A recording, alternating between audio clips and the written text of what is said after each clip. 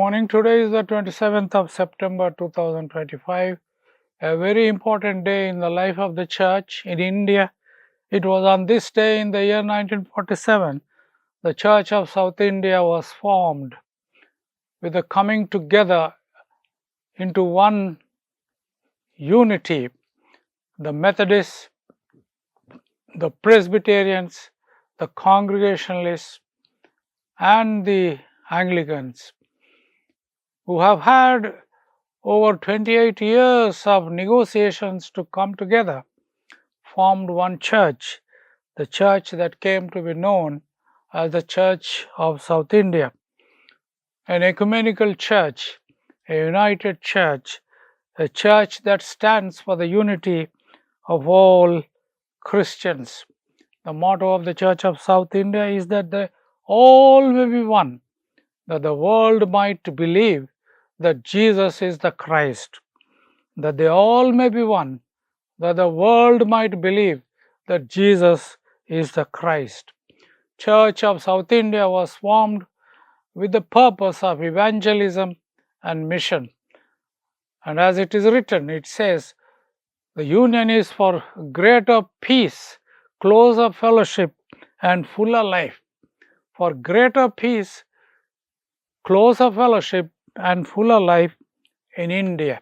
So I bring you greetings from Church of South India to all others, both in the Church of South India and in the Church of North India, in the Methodist Church, among the Lutheran churches, among the Baptist churches, among the Mennonite churches, even among the Catholic churches and the Orthodox churches, and innumerable independent churches.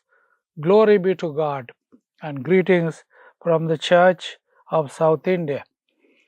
I'll be speaking about Church of South India today at the Wesley Church Clock Tower. A whole day they have arranged a retreat, and I'm going to speak about Church of South India, its formation and its reformation today. And later on, I will also speak about the lectionary and the common church year of the historic churches which we follow, as I mentioned yesterday or day before when we were dealing with reading of the law and the prophets in the synagogues. So if you are free, you are welcome to come and join us today at Wesley Church Clock Tower. Today's word comes from chapter 14 of Acts of the Apostles, from chapter 1 to 7. It's about Paul and Barnabas in Iconium. The same thing that occurred in Iconium, where Paul and Barnabas went into the Jewish synagogue, spoke in such a way that a great number of both Jews and Greeks became believers. But the unbelieving Jews stirred up the Gentiles and poisoned their minds against the brothers. So they remained for a long time, speaking boldly for the Lord, who testified to the word of His grace by granting signs and wonders to be done through them. But the residents of the city were divided. Some sided with the Jews and some with the apostles.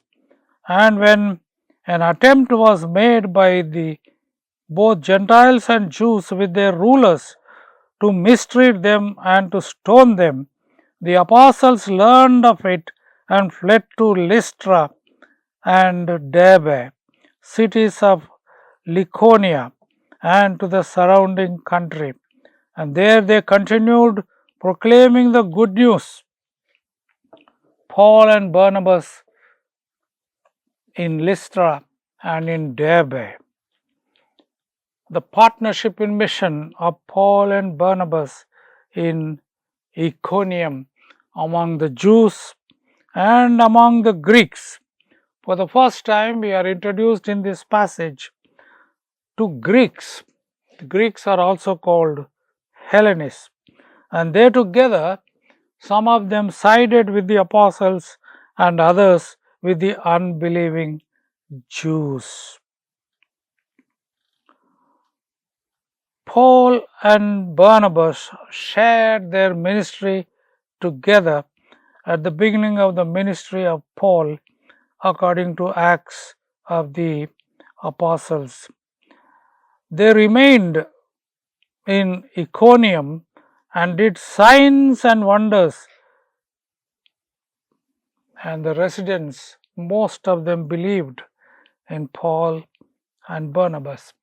One of the things that frequently occur in the Acts of the Apostles, wherever the disciples, the apostles go, there we see signs and wonders of healing taking place.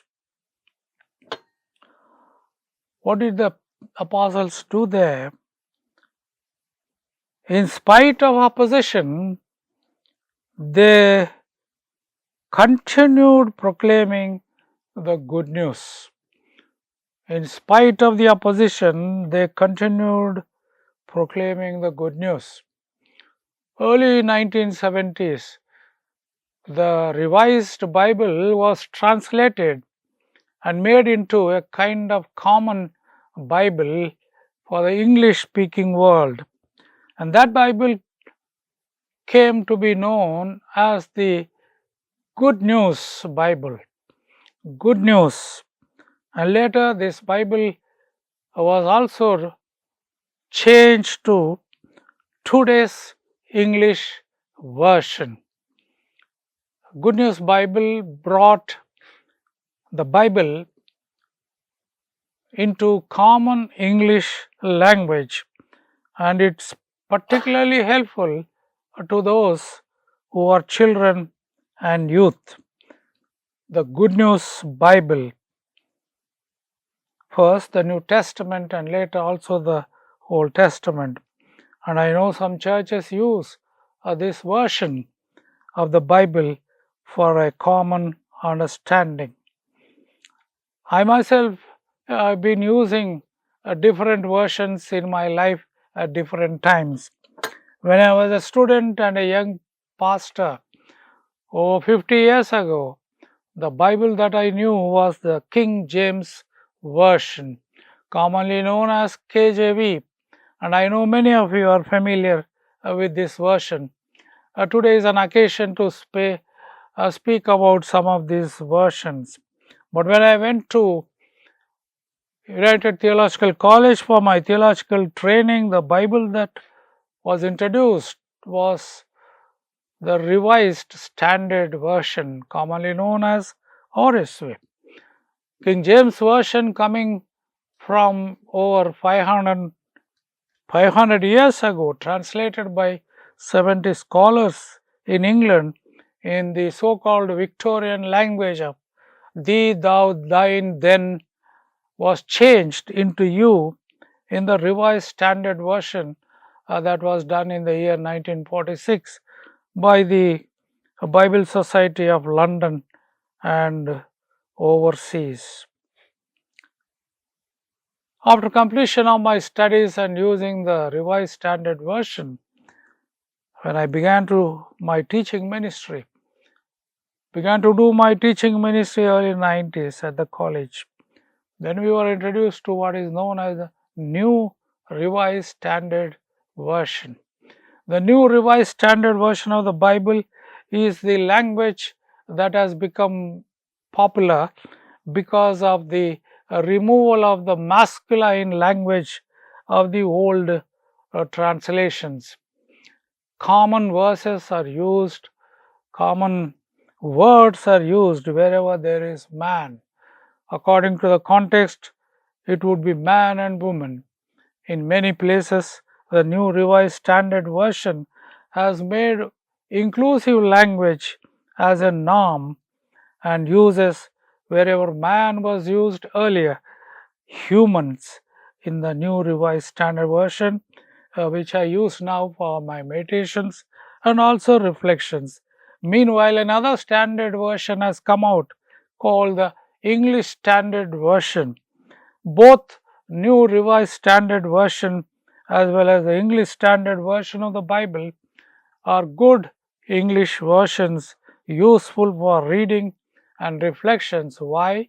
Because these are much closer to the original scriptures in Hebrew and Greek. However, I am also aware of the other tradition in the evangelical circles, beginning with King James Version and moving on to New International Version. And now so many other versions are available even in that evangelical tradition.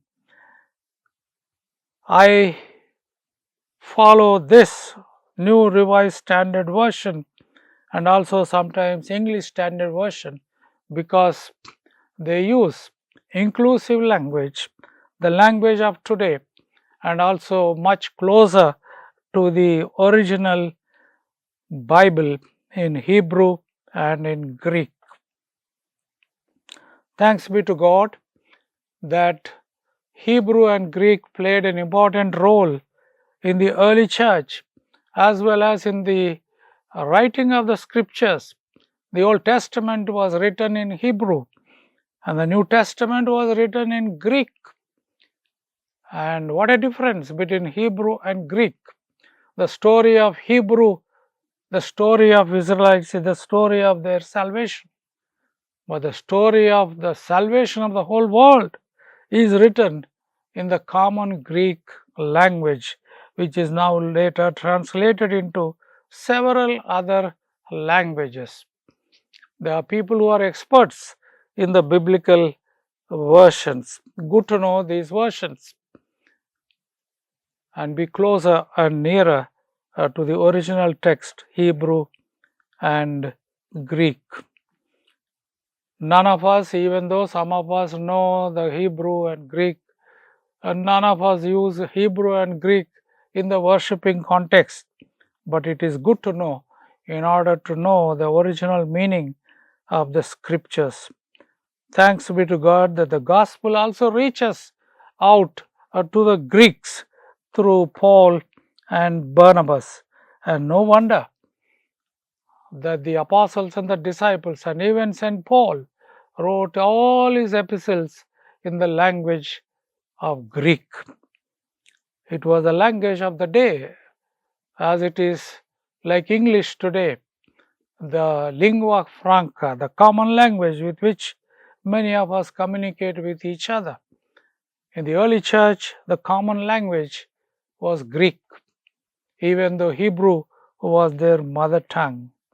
Thanks be to God that the Bible is available in almost all major languages of the world, and particularly in India.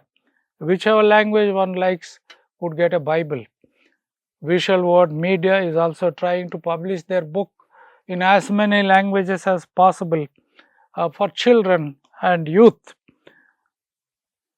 through the Visual Word Media and Network 105. God bless you this day, and God bless Church of South India. It is there in our formation day, and I am happy to bring you greetings and prayers on the day of the formation of CSI, called the CSI Day. Blessings to you all. Amen.